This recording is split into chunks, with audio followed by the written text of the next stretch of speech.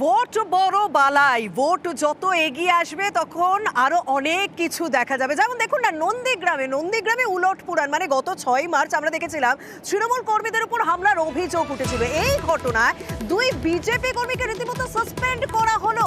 তাহলে কি সব জায়গাতেই প্রত্যেকটি রাজনৈতিক দল যাতে কোনো রকম অস্বস্তি না থাকে, একটুখানি কোথাও সংযত হওয়ার চেষ্টা করছে?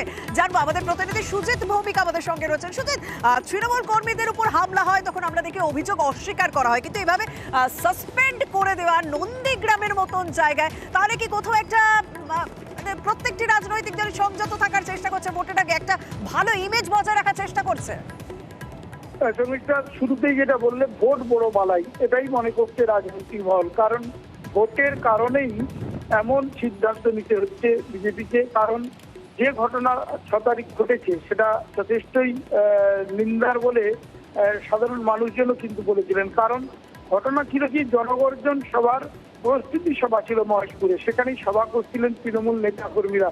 সেখান থেকেই ফেরার পথে আক্রান্ত হতে হয় তাদেরকে এবং রীতিমতো মারধর করা হয়, যা নিয়ে রীতিমতো শোরগোল শুরু হয়। অবরোধ অবস্থান বিক্ষোভের ভাবে তৃণমূল কর্মী বলা যায় নেতারা, এবং পুলিশের পদক্ষেপও শুরু হতে দেখা যায়। কিন্তু তারই মধ্যে যেটা দেখা গেল কি না, বিজেপি দাবি করছে তাদের দল তদন্ত করে দেখেছে দলীয় স্তরে, এবং সেখানেই উঠে আসে যে এই সত্য বা এই সত্যতা যে যেখানে কিনা তাদের নেতারা, স্থানীয় নেতারা জড়িত ছিলেন, এমন 2 জনকে চিহ্নিত করে তাদের দল সাসপেন্ড করলো। এই ঘটনা সত্যি বলা যায় বর্তমান সময়ে বর্তমান রাজনৈতিক যে পরিস্থিতি তাতে এমন পদক্ষেপ নিতে দেখা, এটা কিন্তু একটু অনেককে অবাক করেছে। এবং সবটাই যে তোমার, আবারও বলি, তোমার প্রথম শব্দটাকে ধার করে যে ভোট বড় বালাই, সেটাই বলছেন ওয়াকিবহাল মহল। এবং সেটা যদিও বিজেপি বলছেন যে না, এটা তারা সত্যি সত্যি পদক্ষেপ নিয়েছেন, যদিও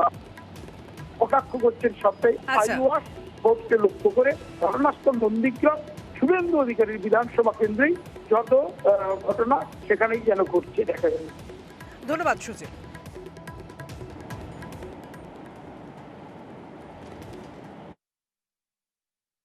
জনতা পার্টির 2 জন নেতৃত্ব, কৃষ্ণেন্দু মণ্ডল ওরফে রামু এবং গোপাল প্রধান মণ্ডল কমিটির সদস্য, এরা ঘটনার সঙ্গে যুক্ত।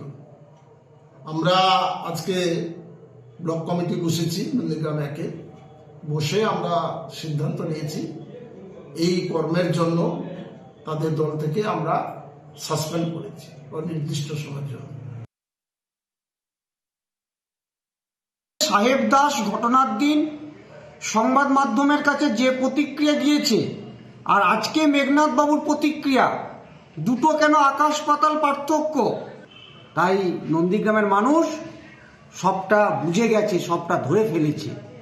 আপনাদের এই লুকোচুরি খেলা সফল হবে না।